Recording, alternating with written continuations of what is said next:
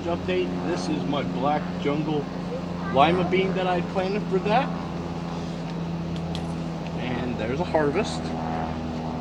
It had been shaded out by a very large chaya right here, so it's actually struggled quite a bit. Even though it's struggled, it has managed to find a way to climb up into this oak tree that's on the other side of my fence, and it is starting to produce way up there where I can't get to it. So I'd like to show you a couple other things, because I planted another one about 15 feet away from here, and I want to show you what it's done. This is the sister plant that I planted just a few feet from it. Now it's gotten a lot more sun.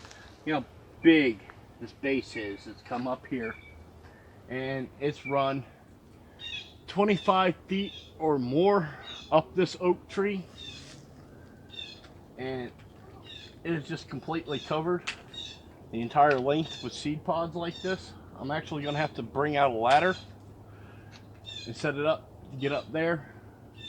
It really is starting to go and take over this entire oak tree on this side, and if we don't get a freeze this year, it might, because these are perennial. They'll live 3 to 5 years, or until a freeze comes along and kills them.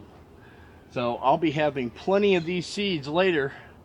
I'm probably going to do a giveaway with them.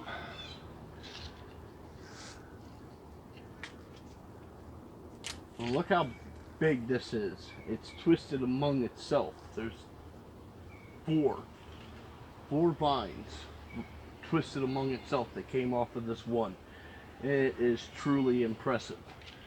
Now, that's just the difference between that side over there getting sun or not getting sun, and this side getting sun. Otherwise, all the conditions are exactly the same. Beans are amazing. Thank you very much, and you have a good day.